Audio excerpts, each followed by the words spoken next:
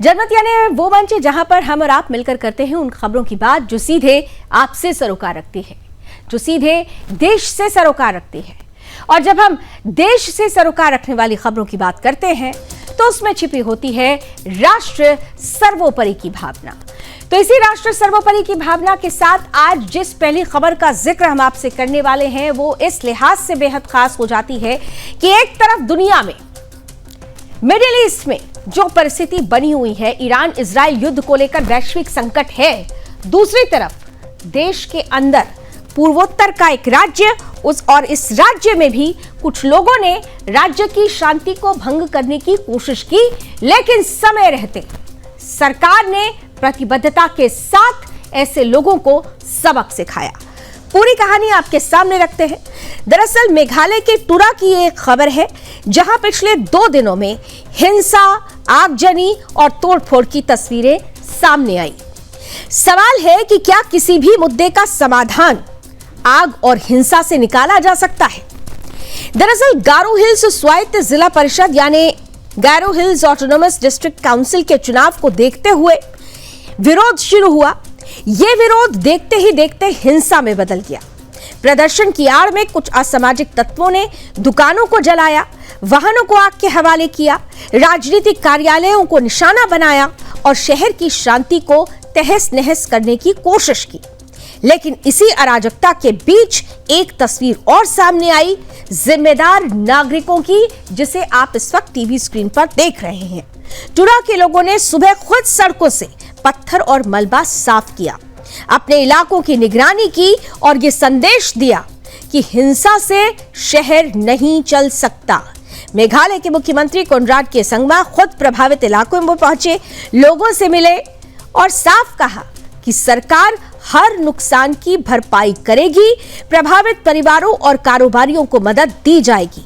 सरकार ने तुरंत कदम उठाए, संवेदनशील इलाकों में कर्फ्यू लगाया गया, पुलिस और अर्धसैनिक बल तैनात किए गए और सबसे महत्वपूर्ण फैसला, जनता की भावनाओं को देखते हुए डिस्ट्रिक्ट काउंसिल के चुनावों को फिलहाल स्थगित कर दिया गया है।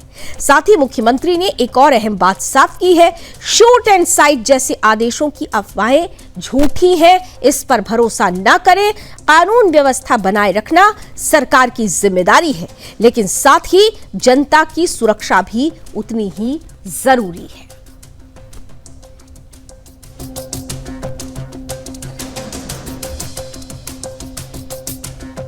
और हमारे साथ इस वक्त इस पूरी खबर पर जानकारी देने के लिए मेरी सहयोगी तेजो तालुनक्रो इस वक्त जुड़ चुकी हैं।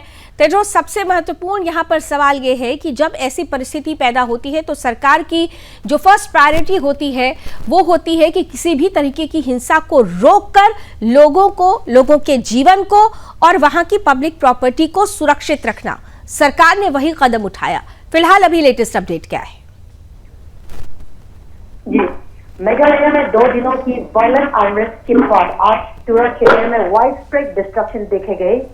ये तनाव upcoming Garo Hills autonomous district council elections के कारण शुरू हुए।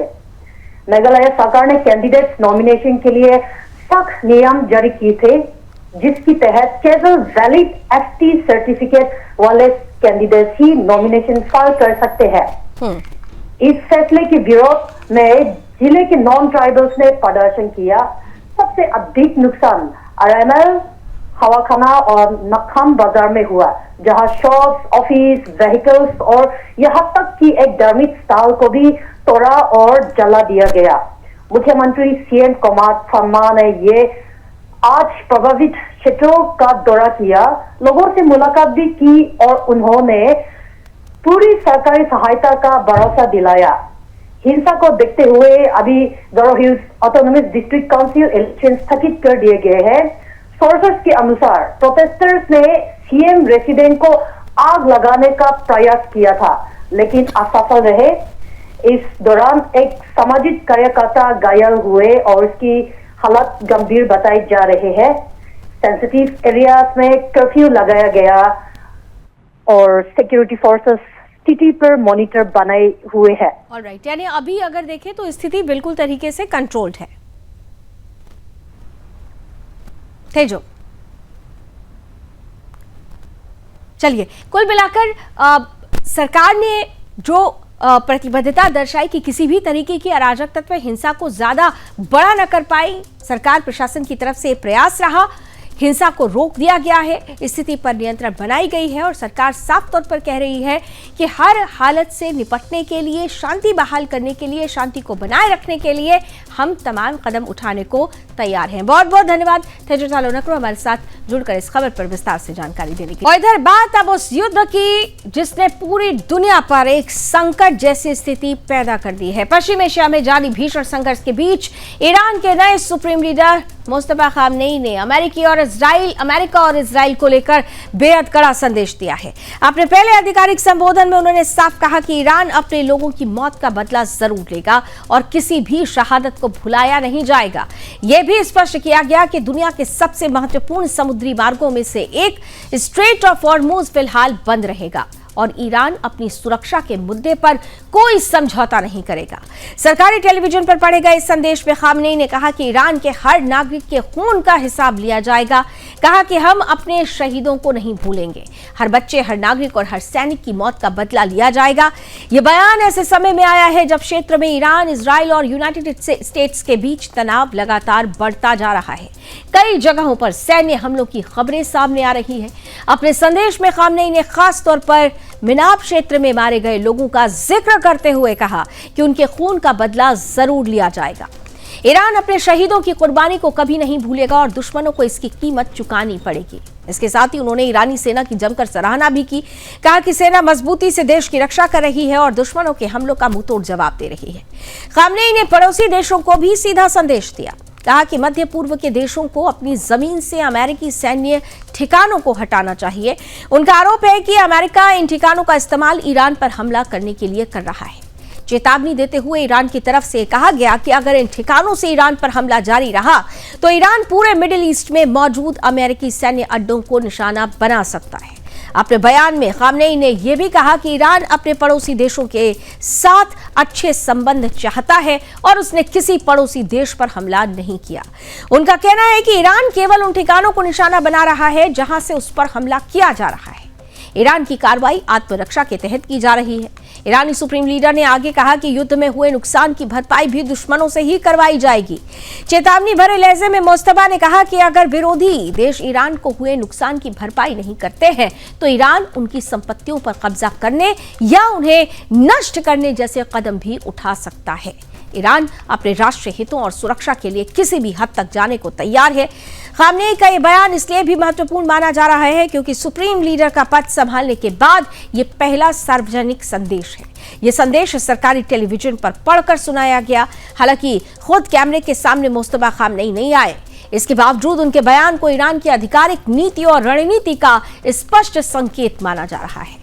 दूसरी ओर क्षेत्र में जारी सैन्य टकराव के कारण वैश्विक ऊर्जा आपूर्ति को लेकर भी चिंता बढ़ गई है। खासकर स्ट्रेट ऑफ हॉर्मुज के बंद रहने की चेतावनी ने अंतर्राष्ट्रीय बाजारों में हलचल मचा दी है। यह वही समुद्री मार्ग है जिससे होकर दुनिया के बड़े हिस्से का कच्चा तेल और गैस गुजरती है। अगर यह मार्ग लंबे समय तक बाधित रहता है तो वैश्विक ऊर्जा बाजार और अंतर्राष्ट्रीय व्यापार पर इसका गंभीर असर पड़ सकता है। विशेषज्ञों का मानना है कि यदि ईरान वास्तव में इस जल मार्ग को बंद कर देता है या वहां सैन्य गतिविधियां बढ़ती हैं तो दुनिया भर में तेल की कीमतों में भारी उछाल आ सकता है और इसका असर न केवल ऊर्जा बाजार बल्कि वैश्विक अर्थव्यवस्था पर भी पड़ेगा। कई देशों में महंगाई बढ़ सकती है, सप्लाई चेन पर दबाव आ सकता है। मध्य पूर्व में बढ़ते इस तनाव ने अंतर्राष्ट्रीय समुदाय की चिंता भी बढ़ा दी है। कई देशों ने दोनों पक्षों से संयम बरतने और तनाव कम करने की अपील की है। लेकिन मुस्तफा खामनेई के इस कड़े बयान के बाद यह साफ हो गया है कि फिलहाल स्थिति जल्द शांत होने के संकेत नहीं दिख रहे हैं। कुल मिलाकर ईरान के नए सुप्रीम लीडर के पहले ही संदेश ने अमेरिका और इजराइल के साथ टकराव को और ज्यादा तीखा बना दिया है। स्ट्रेट ऑफ हॉर्मुज को बंद रखने की चेतावनी और अमेरिकी सैन्य ठिकानों पर हमले की धमकी ने पूरे मिडिल ईस्ट में तनाव को नई ऊंचाई पर पहुंचा दिया है।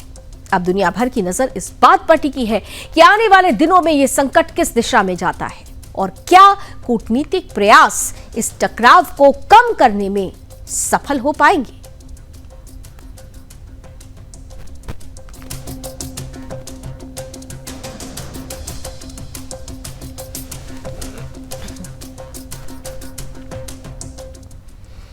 तो टकराव खत्म होने के बजाय और तीखा होता जा रहा है। ईरान के साथ जारी भीषण तनाव के बीच दुनिया की ऊर्जा आपूर्ति की लाइफलाइन माने जाने वाले स्ट्रेट ऑफ हॉर्मुज को लेकर अमेरिका की ओर से भी बड़ा बयान आया है।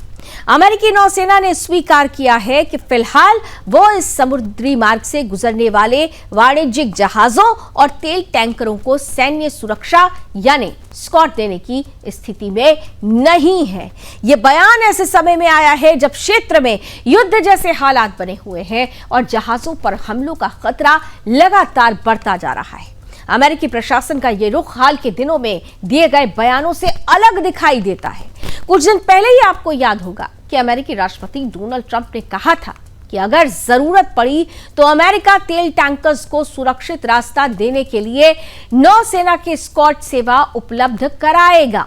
उन्होंने तेल कंपनियों से भी ये कहा था कि वे बिना डरे होर्मुज के रास्ते अपने टैंकर भेजें, क्योंकि अमेरिका उनके लिए सुरक्षा सुनिश्चित करेगा। हालांकि अब अमेरिकी ऊर्जा मंत्री क्रिस राइट ने ये एक इंटरव्यू में ये साफ किया है कि मौजूदा परिस्थितियों में ऐसा कर पाना संभव नहीं लग रहा है। उनके अनुसार क्षेत्र में हमलों का खतरा बहुत ज्यादा है। अमेरिकी नौसेना फिलहाल कमर्शियल जहाजों को सुरक्षा देने के लिए तैयार नहीं है। शिपिंग उद्योग और तेल कंपनियों की ओर से लगभग रोजाना स्कॉट की मांग की जा रही है, लेकिन नौसेना का कहना है कि जब तक खतरा कम नहीं होता तब तक ऐसा मिशन शुरू नहीं किया जाएगा। और अमेरिका और इजराइल की ओर से ईरान के खिलाफ सैन्य कार्रवाई शुरू होने के बाद से ही यह देखा गया कि स्ट्रेट ऑफ हॉर्मुज में जहाजों की आवाजाही पर बड़ा असर पड़ा है। कई जहाजों ने इस मार्ग से गुजरना बंद कर दिया। बड़ी संख्या में टैंकर खाड़ी क्षेत्र में लंगर डालकर इंतजार कर रहे हैं। ये वही समुद्री मार्ग है जिससे होकर दुनिया के करीब 20% कच्चे तेल की आपूर्ति गुजरती है और ऐसे में यहां किसी भी प्रकार की अस्थिरता का सीधा असर वैश्विक तेल बाजार पर पड़ना स्वाभाविक है। और इसी बीच ईरानी सैन्य अधिकारियों ने भी अमेरिका को खुली चुनौती दी है। ईरान की इस्लामिक रिवोल्यूशनरी गार्ड्स कॉर्प्स यानी IRGC के नौसेना कमांडर ने हाल ही में तंज भरे लहजे में कहा था कि अगर कोई तेल टैंकर हॉर्मुज से गुजरना चाहता है तो उसे पहले किसी अमेरिकी युद्धपोत को साथ लेकर आना चाहिए। उन्होंने कहा कि जो भी जहाज अमेरिकी विध्वंसक के साथ यहां से गुजरने की हिम्मत करेगा उसकी सुरक्षा की जिम्मेदारी ईरान लेगा। इस बयान को ट्रंप के पहले दिए गए आश्वासन पर अप्रत्यक्ष तंज और चेतावनी के रूप में देखा जा रहा है। उधर अमेरिकी ऊर्जा मंत्री क्रिस राइट ने संकेत दिया है कि समस्या का स्थायी समाधान तभी संभव है जब ईरान की उन क्षमताओं को खत्म किया जाए जिनके जरिए वो समुद्री मार्गों और अपने पड़ोसी देशों को धमकी देता है। उन्होंने कहा कि यदि सैन्य कार्रवाई की जरूरत पड़ी तो ये कई हफ्तों तक चल सकती है, हालांकि महीनों तक नहीं चलने वाली है। उनके अनुसार फिलहाल अमेरिकी सैन्य संसाधनों का मुख्य फोकस ईरान की सैन्य क्षमताओं और उन औद्योगिक ढांचों को निशाना बनाने पर है जो हथियार निर्माण में मदद करते हैं। इस संकट के बीच दुनिया की सबसे बड़ी तेल निर्यातक कंपनियों में से एक सऊदी अरेबिको ने भी चेतावनी दी है कि अगर हॉर्मुज जलडमरू मध्य में जहाजों की आवाजाही लंबे समय तक बाधित रहती है तो वैश्विक तेल बाजार पर इसके विनाशकारी परिणाम हो सकते हैं। समुद्री सुरक्षा विशेषज्ञों का कहना है कि इस जलमार्ग को सुरक्षित रखना बेहद चुनौतीपूर्ण है। विशेषज्ञों के अनुसार ईरान के पास समुद्र में बारूदी सुरंगें बिछाने, ड्रोन हमले करने और तेज रफ्तार नौकाओं से टैंकरों को निशाना बनाने की क्षमता है और ऐसी स्थिति में किसी भी सैन्य स्कॉट मिशन को भारी जोखिम उठाना पड़ सकता है। और यही वजह है कि फिलहाल सैकड़ों जहाज खाड़ी क्षेत्र में इंतजार कर रहे हैं और वैश्विक तेल बाजार में अनिश्चितता लगातार बढ़ती जा रही है। अगर ये स्थिति लंबे समय तक बनी रहती है तो तेल की कीमतों में तेज उछाल आ सकता है, जिसका असर दुनिया भर की अर्थव्यवस्थाओं और ऊर्जा बाजारों पर पड़ना तय माना जा रहा है। हालांकि भारत के ऊर्जा बाजार की अगर बात करें तो भारत सरकार ने आज ही ये स्पष्ट कर दिया है कि कुल मिलाकर भारत इस संकट को समझते हुए समाधान की दिशा में आगे बढ़ चुका है। लगातार संवाद की प्रक्रिया जारी है और देश में किसी भी हाल में तेल या फिर पेट्रोल या फिर एलपीजी को लेकर जो समस्याएं हैं उसको विकट नहीं होने दिया जाएगा। समय रहते कई कड़े और बड़े फैसले ले लिए गए हैं।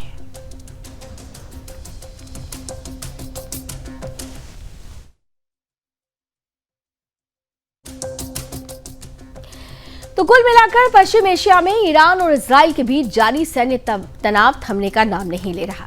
भले ही अमेरिका लगातार स्थिति पर नियंत्रण का दावा तो कर रहा है, लेकिन इस संघर्ष के असर का अब सिर्फ युद्ध क्षेत्र तक ही असर नहीं है। ये यहां से बाहर निकल चुका है, ये सीमा पार कर रहा है। इसका प्रभाव धीरे धीरे पूरी दुनिया की अर्थव्यवस्था पर पड़ रहा है। तेल, गैस, समुद्री व्यापार और वैश्विक सप्लाई चेन के जरिए जुड़ी हुई विश्व अर्थव्यवस्थाएं इस युद्ध का गहरा असर झेल सकती हैं। विशेषज्ञों का मानना है कि अगर ये युद्ध लंबा खिंचता है तो ऊर्जा बाजार, शिपिंग रूट, महंगाई और औद्योगिक उत्पादन पर व्यापक असर पड़ेगा। खासतौर पर स्ट्रेट ऑफ हॉर्मूज जैसे अहम समुद्री मार्ग पर खतरा बढ़ गया है। यह जलडमरू मध्य दुनिया के सबसे महत्वपूर्ण ऊर्जा मार्गों में से एक है, जहां से वैश्विक समुद्री तेल व्यापार का लगभग 1/3 हिस्सा गुजरता है। अब ऐसे में यहां किसी भी प्रकार की बाधा या सैन्य तनाव दुनिया में तेल की कीमतों को तेजी से बढ़ा सकता है। तेल और गैस की कीमतों में उछाल का सीधा असर महंगाई पर पड़ता है। पेट्रोल डीजल महंगा होने से परिवहन लागत बढ़ती है, ट्रांसपोर्टेशन जो कॉस्ट है वो बढ़ जाता है, जिससे खाद्य पदार्थों से लेकर औद्योगिक उत्पादों तक सब कुछ महंगा हो जाता है। और यही वजह है कि युद्ध में सीधे शामिल ना होने के बावजूद कई देशों की अर्थव्यवस्थाओं पर इसका दबाव बढ़ सकता है। दुनिया की सबसे बड़ी अर्थव्यवस्था अमेरिका भी इससे अछूता नहीं है। अमेरिका खुद तेल उत्पादक है, लेकिन वैश्विक बाजार में कीमतों में उछाल आने से उसके घरेलू बाजारों में महंगाई बढ़ सकती है। इसके अलावा युद्ध में कूटनीतिक और सैन्य भागीदारी भी अमेरिकी अर्थव्यवस्था पर अतिरिक्त दबाव डाल सकती है। चीन, जो दुनिया का सबसे बड़ा ऊर्जा आयातक देश है, मिडिल ईस्ट से बड़ी मात्रा में तेल खरीदता है, और यदि समुद्री मार्ग बाधित होते हैं तो चीन के उद्योग, परिवहन और मैन्युफैक्चरिंग सेक्टर भी प्रभावित हो सकते हैं, और इससे वैश्विक सप्लाई चेन पर भी असर पड़ने की आशंका बढ़ जाती है। भारत भी इस संकट से प्रभावित होने वाले प्रमुख देशों में शामिल है। भारत अपनी तेल जरूरतों का लगभग 80% आयात करता है। तेल की कीमतों में बढ़ोतरी से देश में पेट्रोल डीजल महंगे हो सकते हैं, जिससे महंगाई और व्यापार घाटा बढ़ सकता है, और साथ ही खाड़ी देशों में काम कर रहे लाखों भारतीयों के कारण क्षेत्रीय अस्थिरता का असर भी पड़ सकता है। दक्षिण एशिया के अन्य देशों जैसे पाकिस्तान और बांग्लादेश पर भी संकट का असर पड़ सकता है। पाकिस्तान पहले से आर्थिक संकट से जूझ रहा है और उसकी ऊर्जा जरूरतें आयातित तेल और गैस पर निर्भर है। तेल महंगा होने से बिजली उत्पादन की लागत बढ़ सकती है और ऊर्जा संकट गहरा सकता है। वहीं बांग्लादेश के कपड़ा निर्यात उद्योग को शिपिंग लागत और सप्लाई चेन में बाधा से नुकसान हो सकता है। एशिया के विकसित देशों जापान और दक्षिण कोरिया की अर्थव्यवस्था भी ऊर्जा आयात पर काफी निर्भर है।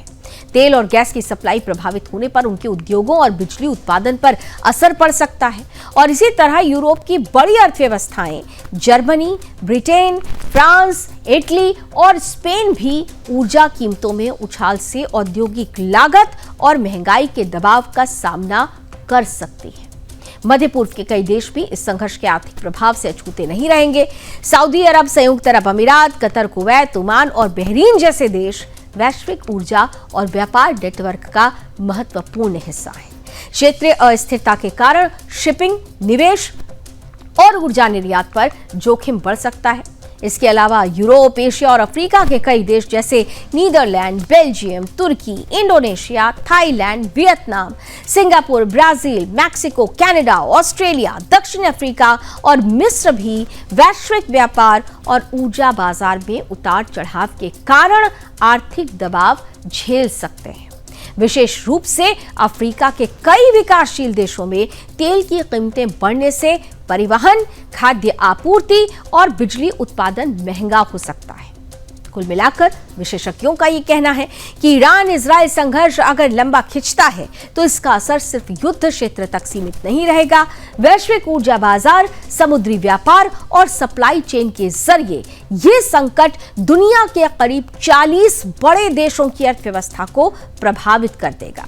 और यही कारण है कि अंतर्राष्ट्रीय समुदाय इस संघर्ष को जल्द से जल्द शांत करने की अपील कर रहा है ताकि वैश्विक अर्थव्यवस्था को बड़े झटकों से बचाया जा सके।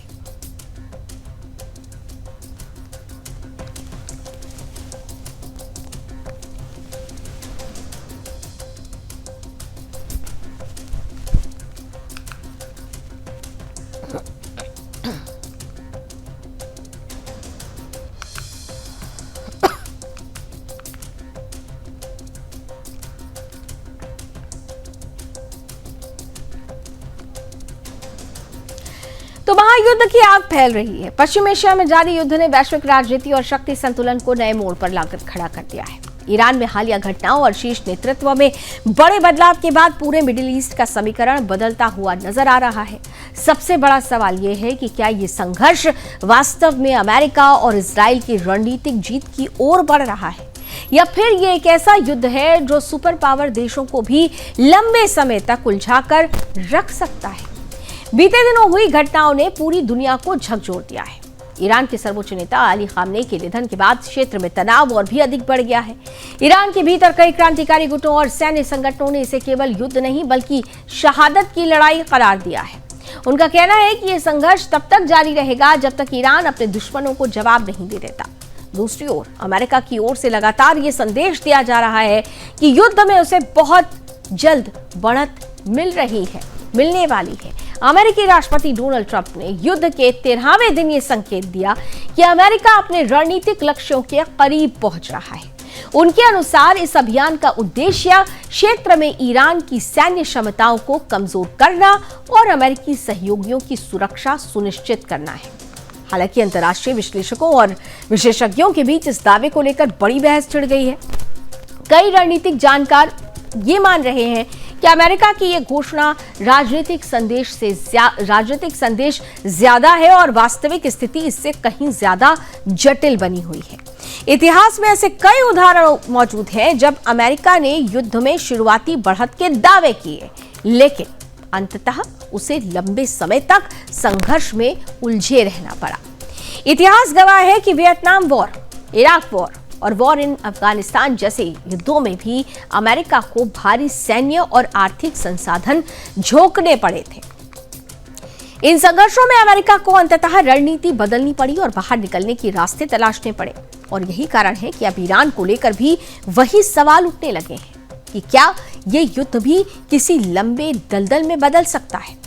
विशेषज्ञ ये कह रहे हैं कि इस संघर्ष ने सिर्फ सैन्य मोर्चा ही नहीं खोला बल्कि वैश्विक अर्थव्यवस्था को भी झटका दिया है। खासकर दुनिया के सबसे महत्वपूर्ण ऊर्जा मार्गों में से एक स्ट्रेट ऑफ हॉर्मुज, जिसका जिक्र हम लगातार कर रहे हैं, इसी स्ट्रेट ऑफ हॉर्मुज को लेकर पैदा हुए खतरे ने तेल और गैस की आपूर्ति पर चिंता बढ़ा दी है। ये समुद्री मार्ग वैश्विक ऊर्जा बाजार की लाइफलाइन माना जाता है क्योंकि दुनिया के बड़े हिस्से का कच्चा तेल इसी मार्ग से होकर गुजरता है। आपकी टीवी स्क्रीन पर हम उसका मैप भी दिखा रहे हैं।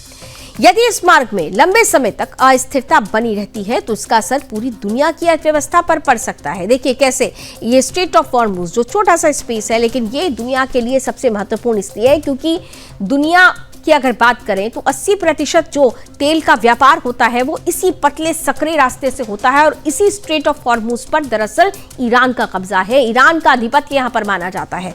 अब अर्थव्यवस्था पर इसलिए असर पड़ सकता है इस पूरी परिस्थिति का क्योंकि स्ट्रेट ऑफ हॉर्मुज से गुजरने वाले जहाजों को लेकर सीधे तौर पर ईरान ने कह दिया है कि यहां से गुजरना नामुमकिन है। खासकर ऊर्जा आयात पर निर्भर देशों जैसे इंडिया, पाकिस्तान, बांग्लादेश के लिए यह स्थिति आर्थिक चिंता का बड़ा कारण बन सकती है।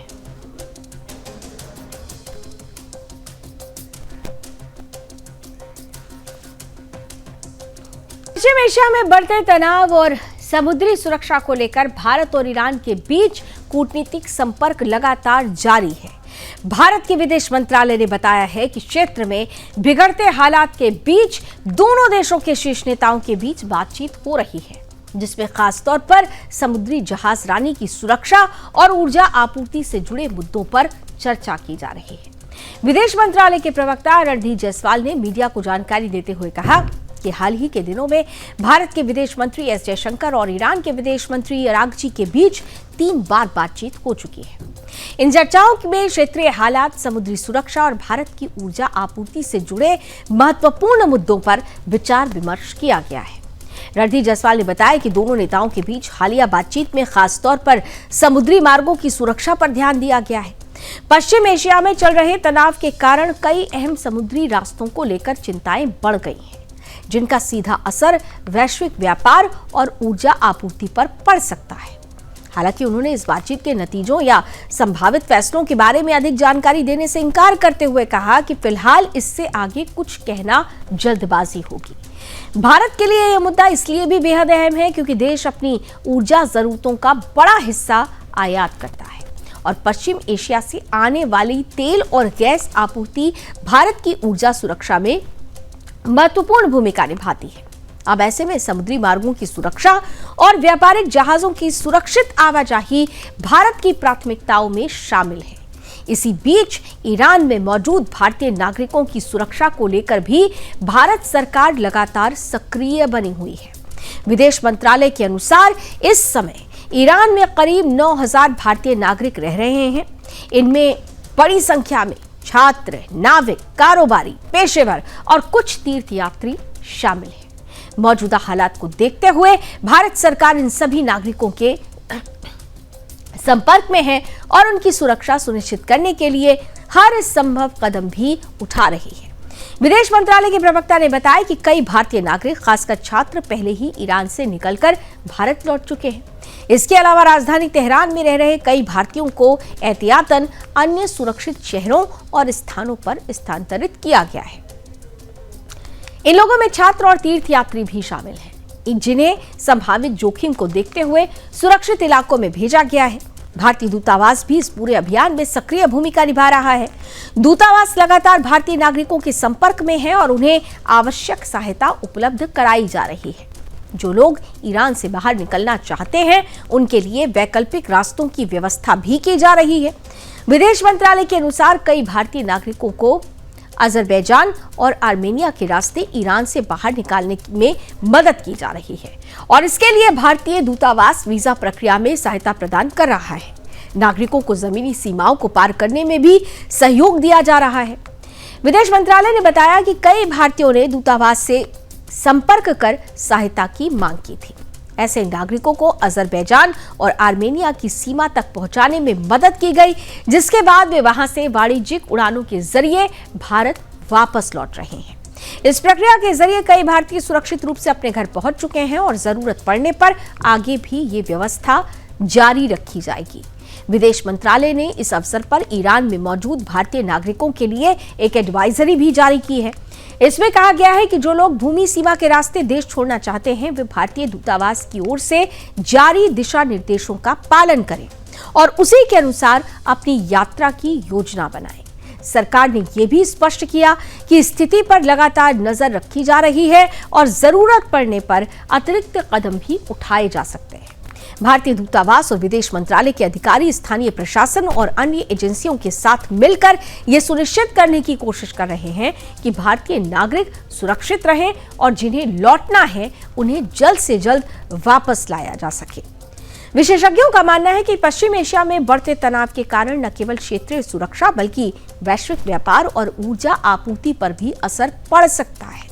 अब ऐसे में भारत जैसे बड़े ऊर्जा आयातक देश के लिए कूटनीतिक संवाद बनाए रखना और अपने नागरिकों की सुरक्षा सुनिश्चित करना बेहद महत्वपूर्ण हो गया है। कुल मिलाकर भारत सरकार एक और ईरान के साथ कूटनीतिक स्तर पर संपर्क बनाए हुए है, तो वहीं दूसरी ओर वहां मौजूद भारतीय नागरिकों की सुरक्षा और वापसी के लिए हर संभव प्रयास भी कर रही है। आने वाले दिनों में क्षेत्र की स्थिति किस दिशा में जाती है, इस पर भारत की रणनीति और कदम आगे तय किए जाएंगे।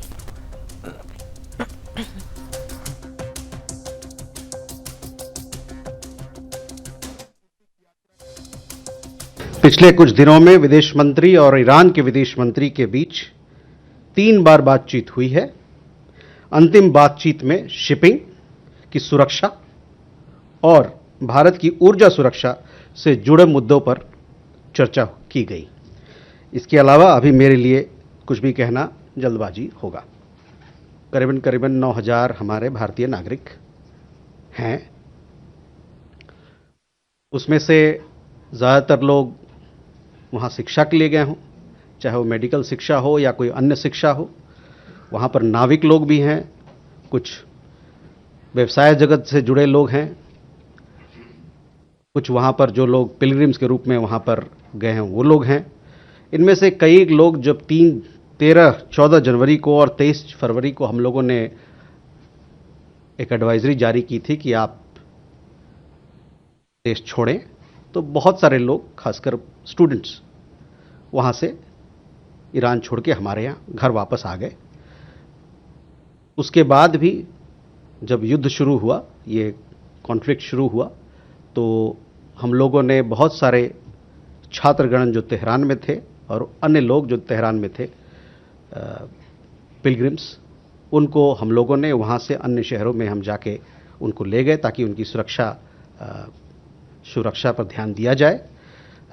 बहुत सारे ऐसे भारतीय नागरिक हैं जो इच्छुक हैं कि वहाँ से ईरान से वापस आएं और उसके लिए वो लोग सड़क मार्ग से आर्मीनिया और अजरबैजान जाके और इन दोनों देशों से जो कमर्शियल ऑप्शंस है हवाई जहाज़ का, उसको लेके वो हिंदुस्तान भारत वापस आना चाहते हैं। उनको हमारी एम्बेसी मदद कर रही है वीज़ा के साथ, और साथ ही साथ जाकि वहाँ आपको बॉर्डर पार करना पड़ता है, वहाँ भी जो गतिविधियाँ होती है उनके साथ हमारी एम्बेसी उनको मदद कर रही है। और मैं साथ ही साथ ये कहना चाहता हूँ कि जो भी भारतीय नागरिक ईरान से वापस आना चाहता है वो हमारे एम्बेसी हमारे एम्बेसी से वो संपर्क करें। हम लोगों ने एक एडवाइजरी जारी की है खास उन लोगों के लिए जो कि लैंड बॉर्डर से आर्मीनिया और अजरबैजान को पार करके वहाँ से वापस भारत आना चाहते हैं। मैं ये भी कहना चाहता हूँ कि तेहरान में जो हमारा मिशन है वो पूरी तरह से कार्यरत है और हमारे भारतीय समुदाय के साथ जुड़ा हुआ है, उनके हित के लिए और उनकी सुरक्षा के लिए। तो कुल मिलाकर भारत सरकार प्रतिबद्धता के साथ ये सुनिश्चित कर रही है कि किसी भी हाल में तनावग्रस्त इलाके में फंसे हुए भारतीयों की सुरक्षित वापसी सुनिश्चित की जाए। और इस कड़ी में भारत सरकार की तरफ से संवाद भी जारी है और समाधान के रास्ते भी निकाले जा रहे हैं। जनमत में अभी बस इतना ही। देश और दुनिया की तमाम खबरों के लिए आप जुड़े रहिए सुदर्शन न्यूज के साथ। जय हिंद।